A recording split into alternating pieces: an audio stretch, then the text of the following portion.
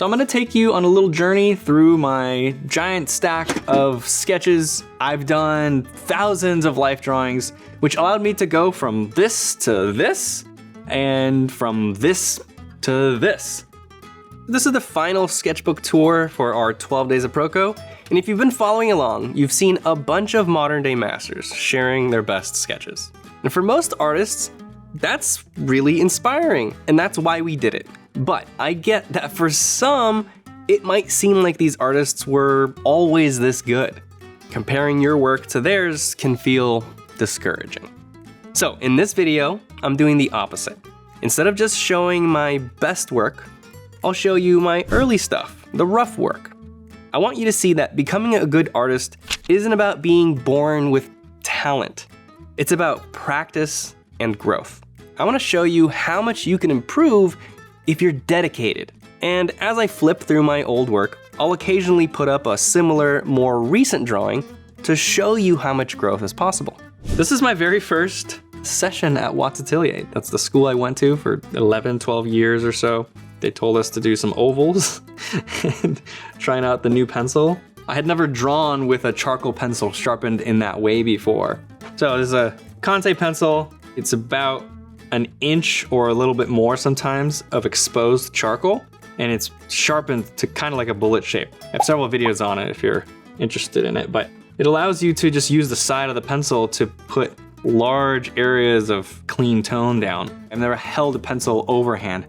I've always held it like this. And so this was very new to me, you have very little control when you first start. And then we went on to some basic primitives. You can see very poorly shaded sphere.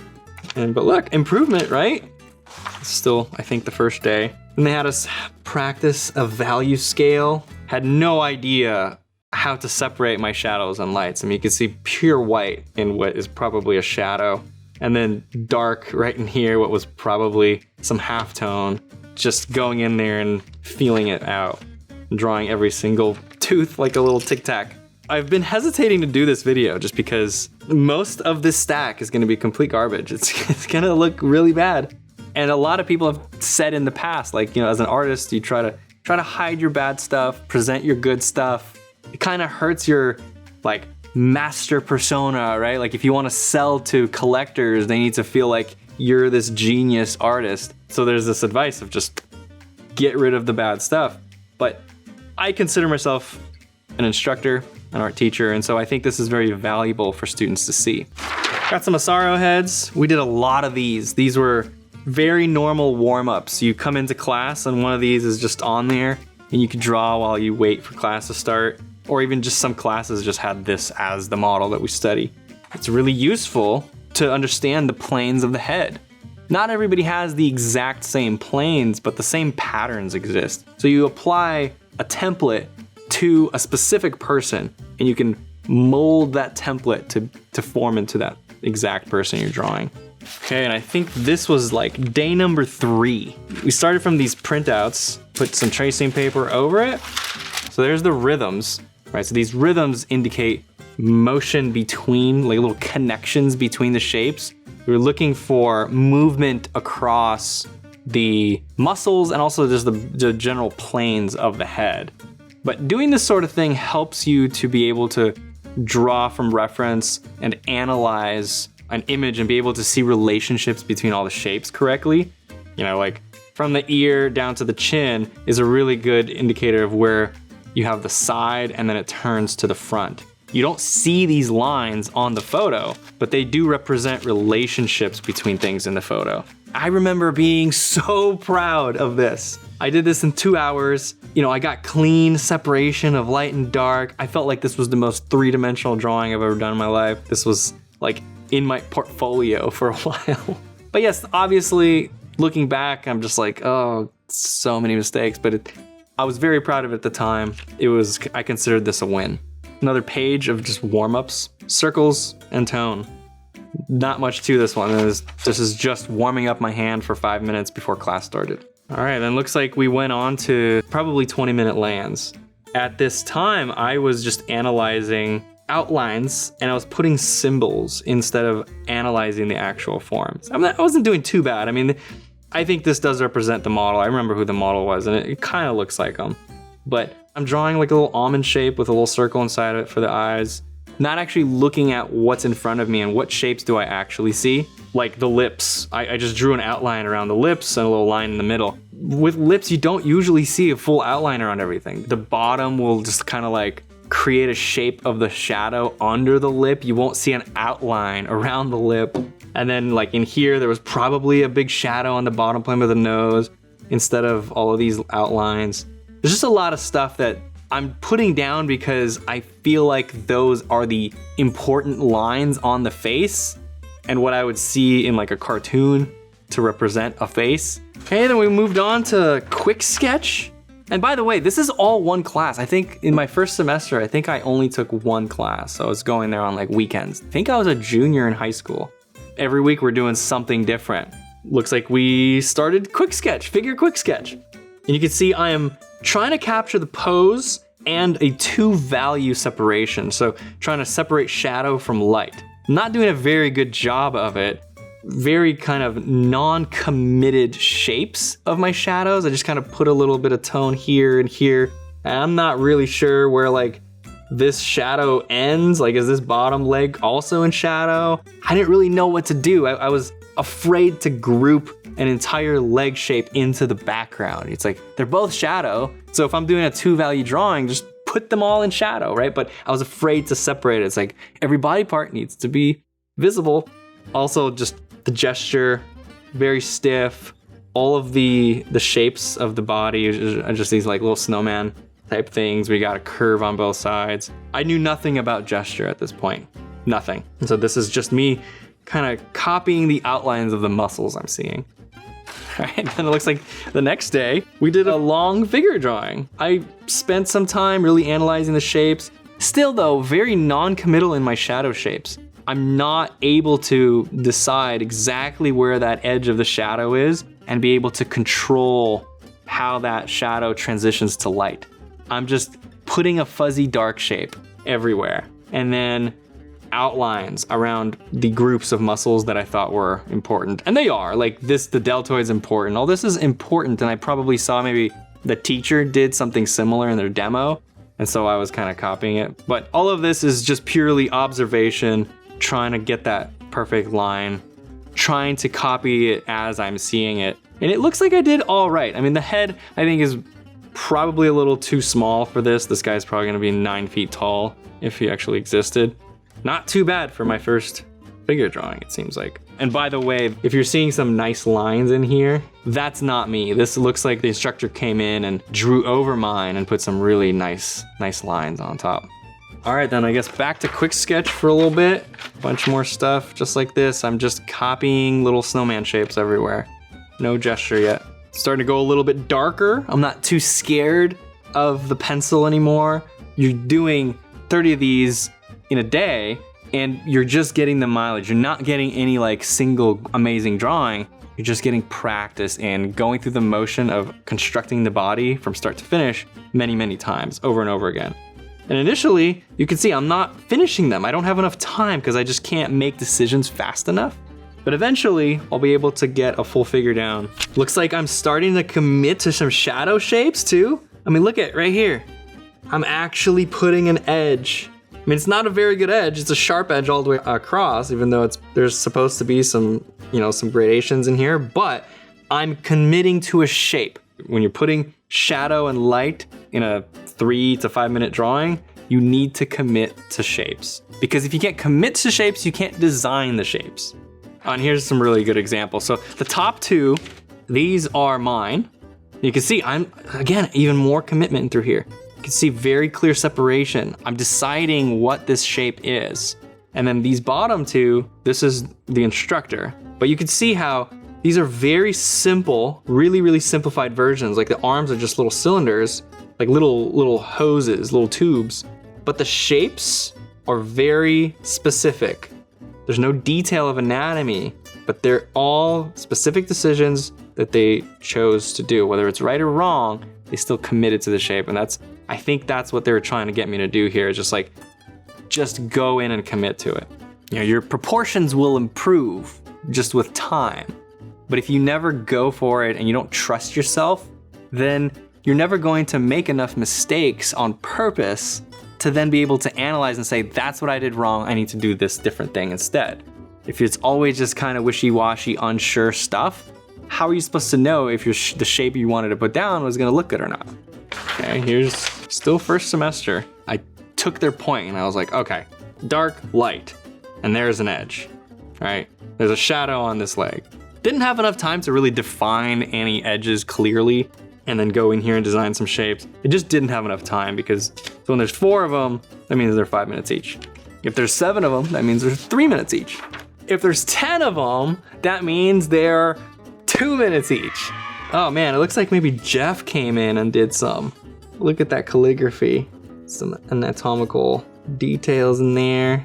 Look at all that, little rib cage indications. Yeah, Jeff would come in and just do these and I'd be like, what? What did you just do? How do you do that with the pencil? Such subtle control to a really thin dark line, a slightly thicker dark line, a really fuzzy middle value line. Like all of that subtlety actually indicates something about the form, right? Like over here, the scapula is a little bit softer. And so you know that's like a slightly rounded form on here. And then the shoulder is just like really sharp line because it's the edge between the background and the arm. And then the gestural lines are lighter and thinner than all the form lines.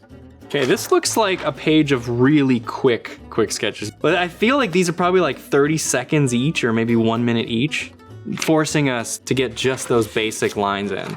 This might be the final day of that first semester, I'm not sure.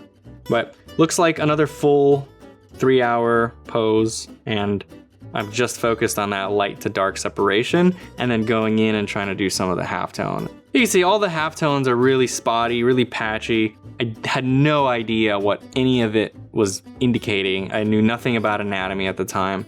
I was just putting halftone shapes the way I saw them. But anybody that knows some anatomy knows that like, this is just mashed potatoes. Like, that's not what's there. None of this actually is indicating the muscles that are in these areas. And so there's no design, there's no anatomical design here. But you can see how even by faking my knowledge of anatomy, just because I learned in that first semester to really separate that light from the dark, it starts to actually feel three-dimensional. It starts to feel like I kind of know what I'm doing because I'm intentionally separating those and trying to design shapes based on nothing. But still, I'm trying to design them. And so because of that, everything looks more intentional, more confident. By the way, all the drawings you're seeing labeled now are part of my new book of my drawings. In fact, I just launched the Kickstarter with 2 new books, including a hand anatomy book. The link to the Kickstarter with all the details is in the description. I feel like we're now starting to go into maybe second semester, and I probably took a quick sketch class. And so it's gonna be a lot of stuff like this, just over and over again. I mean, it's just this for 100 pages. Anatomical studies? Maybe this is like a Bridgman study where we put shadows over it. But then Jeff would come in and he would do a little tracing over it, explain anatomy as he goes, and studying the books, learning the names. We all go through this. And this looks like I took a step back. Look at that. It's like I forgot how to separate my light and my dark. These are 4 5-minute poses. I'm trying to get the proportions and I'm trying to separate my light and my dark and fill in the shadows. And I was just running out of time. I did not know how to move this quickly yet. And so it feels like nothing's working because I was just trying to do too many things at the same time. Several Jeff Watts sketches in here. Look at that. Look at that beautiful anatomy. Same thing in here. Jeff Watts. This one's Jeff. And these are all me. The figure drawing. So this is mine. This was probably 2.5 hours. I'm trying to find all of the little shapes and I'm focused on all the subtle variations in the contour and I'm following all that. And I think this was Eric. He comes in and he says, yo, just find the tubes. Like, look at just 2 lines. Stop thinking about all the subtleties and the bumps of the muscles. Just find the curve through here. It's all about the gesture. the relationships, the flow of the arm before the anatomy of the arm. So here's one, and you can see I'm trying to shade. I've separated my lights and my darks, but it's like I'm just following like this like swirly shape that I don't know what it means. And the instructor came in and was like, yo, just think of this whole thing as a cylinder at first, right? The arm's a cylinder. Simplify that shadow shape. And by simplifying it, you're able to control the composition a lot better. You're able to connect the shapes and find the flow throughout the pose better. This is just, I'm trying to think of way too much information everywhere. And because of that, I just lose control of everything. When you have a limited amount of time, you have 2 hours, and you're at the level that I was at, you just don't have time to think of all the anatomy that I was trying to think about. If you start with just cylinders and little spheres on top of cylinders, then you can get all that in way sooner, and it looks pretty good. And then you just spend the rest of the time you have remaining to put some details maybe on the face or in the hands or something. And here's another one that I felt was a real big win. The eyes, I don't think I was ever really proud of the eyes, but I was proud of the overall effect. Like I felt like I really controlled my values here, and I was able to show some form, and I simplified my composition. And I was proud of this one. Doing a lot of things like this. Just lots of models coming in. This page is just, oh my God. I gotta separate this for sure. Look at that. This is all just Jeff. Beautiful quick sketches. This was the goal, right? I come into class every day, I do some sketches, and I watch Jeff do this, and I'm like, oh, gotta do that. And then it just inspires to go home, practice, try to get control of the pencil as good as this. Very difficult goal. I mean, you're shooting for the moon when you're doing this. It's like, it seems so distant, seems impossible.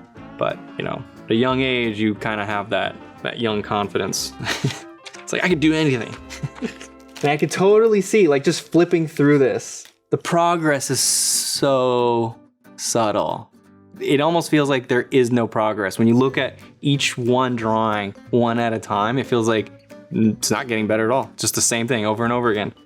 But then when you just like skip it to the next box, you know, you skip 2 years, it's like, oh yeah, clearly there's progress. Okay, so I'm gonna step back from the life drawings for a minute here and flip through some of my very earliest sketchbooks, even way back before I started going to school. Really, I was like a kid when I did these sketchbooks. And while I flip through it, I just wanna talk to you about talent versus skill. So some people are born with certain advantages, but there are so many different skills involved in being an artist that having one innate ability doesn't guarantee success. So chances are you are born with some advantage. I know you might disagree, but hear me out. Maybe you're one of those savants who can remember all the details of a scene and replicate it perfectly, but probably not. Neither am I. And if you're not, then maybe you're more creative, or you're more organized, or perhaps you have better social skills, and that can help you write better stories. Or maybe you're good at pattern recognition, which helps you excel at composition. Are you good at math? Well, that could help you to master perspective. Are you naturally good with technology? Well, you could use that to be a better digital artist. Are you athletic? That could be very useful if you're doing giant murals. You have strong hands? Well, then you should try sculpting. And if you don't have any of these things, but you're incredibly disciplined and hardworking, and you're extremely excited and motivated to do this, then you can brute force your way to acquire almost any of these skills. Students who find it easy to do well in school can become lazy. Once they get out there, they need a good work ethic to thrive in the real world. And a healthy amount of struggle during the student years is good to develop those habits. My point is that art is extremely diverse in what it can be and what is required to be an artist. So saying that you can't draw from memory as well as, Kim Jong-gi did is not a reason why you can't do something else. Sure, you can't be Kim Jong-gi, but why can't you be the best version of yourself? Find what you are good at. Find your unfair advantage. All right, let's get back to the life drawings. Maybe this is like semester number 3. Hard to tell, but hey, it's not that much better, but I do think I see some progress. Hey, is this my first Skelly drawing? Bam! Oh my gosh. A lot of Skelly drawings. This must have been some anatomy class. And look at this tracing paper. That did not age well at all. But, so it looks like I did a little Skelly. The instructor comes in and just simplifies it, makes it so much more elegant and clean. Another Skelly. This was mine. And the instructor. They're showing, hey, don't just think of the ribs. Think of the whole rib cage and how there's a core shadow running along through here. That was the first pad. Pad number 2. Not bad. Learning gesture. Learning the movement. Learning features. So this was important for me. So prior to this, you saw me just drawing outlines of shapes. And then we start studying the lips. What are all these forms and how there's tone through here. It's not just an outline. There's tone. And you could lose this into this and this into this. And you get this understanding of what you're actually drawing. I have no idea what this is all about. Looks like some Bridgman studies. So Bridgman has very loose sketches and he indicates planes linearly. And the goal here was, okay, take that linear drawing and try to shade it to make it feel more three-dimensional. His linear drawings feel very three-dimensional because he was really good at indicating form and perspective linearly. And then when you try to interpret that and make it into tone, you learn a lot more about what he's actually indicating there. Then you learn more about the meaning if you're translating the content. So there's instructor tracing over mine. At this point, they're helping me design my shapes a little bit better. We had a day where I think the model didn't show up. The students would go up and take turns being the model. Different person every time. It was fun, but 5-minute shaded quick sketch portraits for me at the time was very difficult. So you can see struggling. Here's one for a Christmas theme for you guys. So I did an elf drawing. I think this was from imagination. And then I was like, yo, Jeff, what do you think? And then he just beefs him up. He makes it into an anatomy study. Lots of little studies like this. I think these were from various photos. And like, this is me learning the idea that you can design the highlight to be on the darker side of the iris. I don't know, it looks like this is my very first attempt at cross contour drawing. It's very messy. I was like, what is this? What are you talking about? Is this spirals? And then trying to figure out plane changes through here. Very messy, but I'm starting to get a little three-dimensional effect there, showing the plane changes. And I think this is Ron Lemon coming into my pad and doing a demo. I think these two are his. He's showing me, explaining some stuff to me. Look at this simplicity, showing the big plane changes, so three-dimensional, while keeping the shape design just very simple in the anatomy. More feature studies, and I wouldn't just try to shade them. I would go look at the books, figure out what all of these pieces are. You know, you got bone, you got cartilage and fat, and they all kind of interlock. And this is important stuff to know so that when you look at a nose, you understand what all those subtle halftone changes actually represent. So lots of little studies like this for each feature. As I flip through these, I feel like I was getting lazy or something. I think I might have been learning like how to try to keep your lines loose, but in that, I'm just getting these really ugly lines. Like, look at this, it's just like a bunch of scribbles. This is no better than that first pad. A little bit better than this one. Trying to put in some of those cross contours, but making all the common mistakes here. You know, my lines here are not actually wrapping around the form. They're just little curves that represent that. Yeah, we're looking down at it, but is it really showing the volume of the leg? Not really. It's just the same little C curve over and over again. And the edges aren't wrapping back on either side. But lots of improvement in just like trying to simplify things to the motion, right? Big S curve down here. So I'm trying to learn a lot of that simplicity and the gesture. And on the surface, it looks a little bit worse than when I was just focused on details. Because so simple everywhere, just doesn't feel like I know anything about the details. But these were actually very useful to practice, because when you do hundreds and hundreds of these, and then later you go back and you combine this with detail, then it starts to look good. And you have to go through these phases where you're learning a new thing and your drawings look worse because you're just doing that new thing. You're really just focused on doing that thing you're not good at. So your drawings look bad, worse than before. And that's a really risky thing when we're studying, is like, you have to be willing to always be on the edge of what you're comfortable with, always pushing yourself to keep improving rather than just continuously doing the thing you're good at over and over again, because then you'll never get good at all those other things that then come together to make you a really good artist overall. So that's one of the benefits of going to a kind of a structured atelier like that, is that you kind of don't have a choice. You come into class and they're like, okay, now we're doing cross contour. It's like, oh, I don't like cross contour. Well, too bad, you're doing cross contour. And today we're doing shading. Today we're doing anatomy of the nose. Today we're doing quick sketch figures and quick sketch portraits. And you're just like all over the place, and you just have to adapt, and you get really good at adapting to all these different things. You never really get too comfortable with any one thing, but you're slowly improving in all of them. And then eventually it comes together and you're just like, oh man, it's working. Little features and expressions study. Costume figure, yeah. Oh, interesting. Memory sketch. So this is where the model would take a pose and then we would just look. We'd look for like 30 seconds or more, like a minute, and we would just try to remember as much as we can. And then the model sits down and we draw it for 3 or 4 or 5 minutes, trying to do it from memory. And this is really useful because you develop a longer term visual memory, so that when you look at something, you don't immediately forget it as you look at your drawing. You retain it for an extra 5-10 seconds, eventually even days and years. You could just retain more of that visual stuff that you see. But it takes a lot of practice to really retain it for a very long time.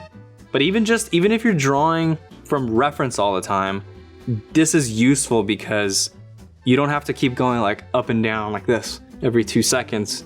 You could look, study something, and then look down and then draw that thing for 5-10 more seconds and look up. You just don't need to look as often, and you remember it more accurately as you execute it on the page. But if you ever want to get to drawing from imagination, this is required. Okay, there's like 50 sheets right there. We're skipping.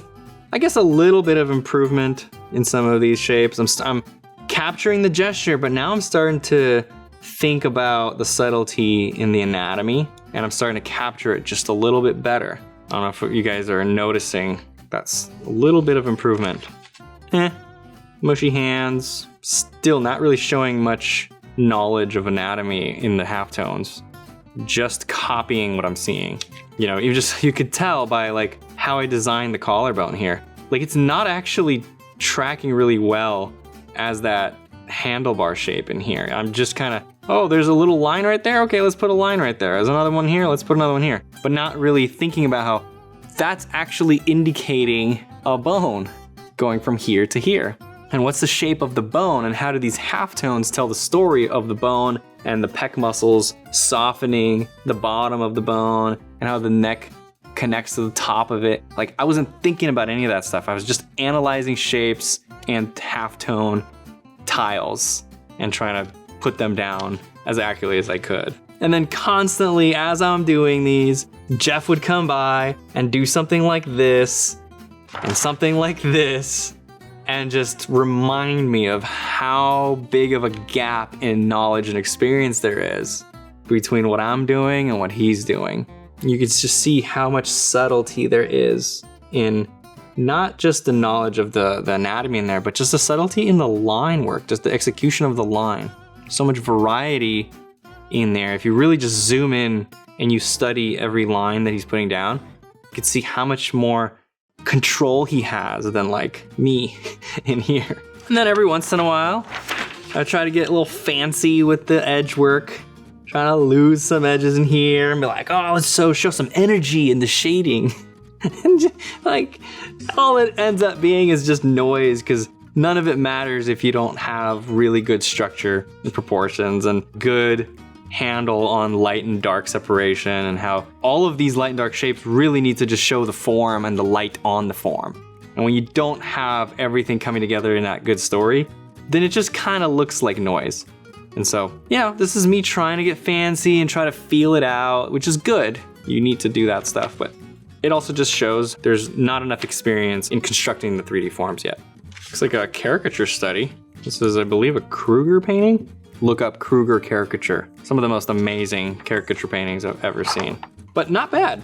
I mean, analyzing the forms, the 3D forms of this, just linearly, starting to show some three-dimensional stuff in here. This is pretty good. Okay, now we come to the part where I'm seeing a lot of quick sketches where I'm trying to copy a lot of Jeff's dexterity, a lot of his calligraphy, all the variety in the line work. So you can see I'm paying attention to like thick to thin, dark to light, really, really subtle indications of like fingers and stuff. Trying to control it. You can see it's much more messy than his, but there is definitely improvement in that. Instead of just using kind of the side of my pencil to just draw lines as they come out of my shoulder, I'm starting to be very deliberate with like, okay, I'm gonna put thin to thick here, then maybe a really, really dark and thick here, and then maybe like light rhythm lines across here, like making decisions. Like again, this is just like with the shapes early on, where I'm trying to deliberately design light and dark shapes.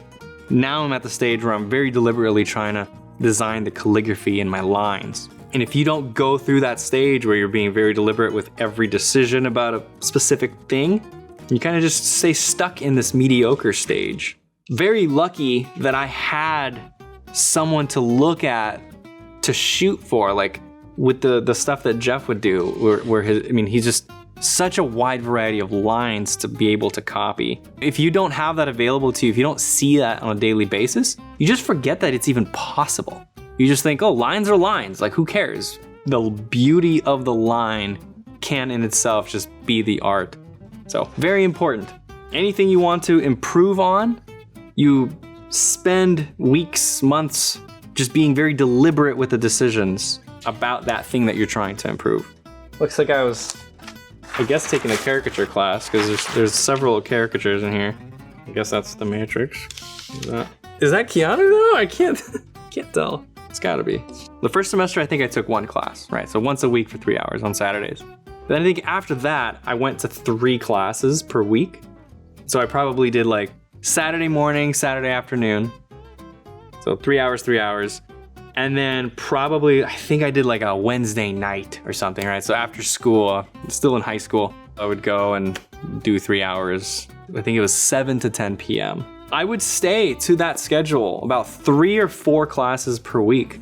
I did that for 5 years, and before I started teaching, and then when I started teaching, then I taught 4 classes a week, plus maybe took 1 a week, and then I was doing a lot more at home. But I'm gonna start skipping more and more through here, because it's just, this could go on forever. But I feel like my line work definitely is getting more confident right around here. Proportions are getting more and more consistent, right? I'm not seeing any major flaws in just, things being too big or too small. It's just about figuring out how to design everything to look really cool. Right now, I'm still in that like beginner intermediate phase where it's just like, it looks okay, but it's not any better than 95% of people in life drawing class. But yeah, definitely committing quite a bit. Really thinking about compositionally each one, what's going on, making bolder decisions on how to like group my shapes together.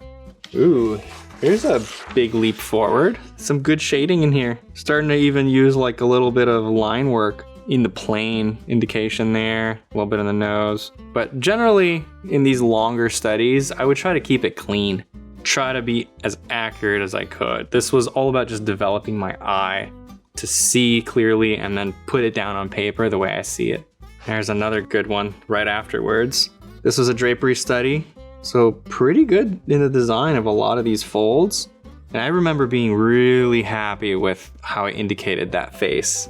It's a really small indication. I mean, that's like maybe 1.5 inches. And I was able to control my shapes to kind of come together to what I thought was a pretty good expression. Oh my God, I think I found The first attempt at a signature on one of these. Look at that. Oh yeah, this one. I remember this. I was really proud in here. The arm, the knees. I was very happy with it. Not happy with that, that foot for sure. And also not happy with the face. She just looked really sad. Messy hair. But I was very happy with a lot of the stuff in here. Here's a difficult lighting setup. Looks like we have light coming from the bottom. And this just messes you up. It's like you're so used to drawing the same planes in dark that when you reverse it, it's like you're starting from scratch. Nothing is familiar anymore. I was so used to drawing that bottom of the nose in shadow, right? And you got a cast shadow coming off of it towards the lips. And now it's the opposite. Now this is in light, and you got like a shadow going upward, and then all the bottom plane of the lip is in light. It was weird. It was like I had to analyze things more deeply. I had to really pay attention in order to really capture the light. So I remember this being a struggle, but it turned out all right. This is weird. This guy looks like a mix between Tucker Carlson and Donald Trump. That is really creepy. Little Einstein caricature. Oh my gosh, look at this. Looks like a caricature of me by Court Jones back in 2004. Okay, wonderful. Now we got a date. This is like maybe 2 years in of the 10 years I was there. Shoot. Oh, here's an interesting one. So, little portrait. I think I was pretty happy with it. But then I believe this is probably Eric. Comes in and shows me, reminds me, think about the pattern of light and dark and design your shapes to look good as just those two values. And then come in and add some stuff, because this just was too mushy, not really having a really clear, nice design in those lights and darks. It's just the values just are not coming together in a nice, cohesive way. So he's showing me how like the simplicity in here, when you focus on the pattern and you really separate the lights and the darks and you combine the darks into one interesting shape, it could look better as just a simple version than that does. And I hope you guys could see like the beauty in this design. But just because this has more values in it and just because it's rendered a little bit more finished doesn't mean that this is better. There's a lot of value in being able to do this. Okay, I think I had a little jump in quality. The next several figure drawings in here are pretty good. So that one I remember being really proud of. Here's another one, pretty proud of that. Another one. Yeah, all of these are starting to be a little bit more competent, a little more confident in every step of the way, taking it to somewhat of a finish. I thought this was a really nice tracing over mine. So you can just see that beautiful tracing in there, lots of structure. And then if you look at my original, you can see how mushy it is. That structure is just not there. I'm not thinking about it as clearly as I could. This is going down and the nose is kind of going this way. Everything's just a little lopsided and mashed potato-y. This is very clear. You got an eye socket in there as a clear plane. Angle in here, you got clear plane changes in here. Very well designed core shadow that shows the plane changes of the cheekbones and the jaw. Clear chin angle. Just everything has got just way more structure underneath coming through. I believe that looks to me like Eric Gist tracing. All right, after skipping a bunch of stuff, I think I'm starting to see a little bit of improvement in some of these. It's just a little bit, but not really. Ooh, another one I remember putting in my portfolio. I just thought the composition was cool. It's a strong composition, but the shading is still, it doesn't show any knowledge of this hip. You know, what's going on in here. There's no oblique, there's real no iliac crest. It's just, there's no information there at all. It just shows that I'm still surface level copying the model instead of interpreting. And there's a very little bit of understanding of what's going on underneath. But I am getting better at shading, you know, the gradation across here is pretty good at showing that soft form. Compositionally, it wasn't too bad. But like, Look at it. Look at this hand. Gah. Oh. My God. I think 0 improvement in hands since that first page. Just, what is that? What am I even doing there? Are those all wrinkles? Like, why am I doing wrinkles before I show the general form of like the knuckles? Like, I knew you're supposed to do primary forms and secondary, then tertiary. But for some reason, I'm just like, ooh, details. Why? So mushy, just a bunch of little plantains. Back then, I could have really used a good practical guide on drawing hand anatomy. And lucky for you, I'm releasing a new book. It's called How to Draw Hand Anatomy. The link is in the description. It's part of the Kickstarter I have up right now, which includes the hand anatomy book and a collection of my best charcoal and graphite drawings. So please go support the Kickstarter. You'll learn everything you need to know about drawing hands with structure and form. There's lots of step-by-steps and diagrams to help you give your banana fingers some solid knuckles and dynamic skin folds. So go check it out and let me know if you want to see more videos like this. See you next time.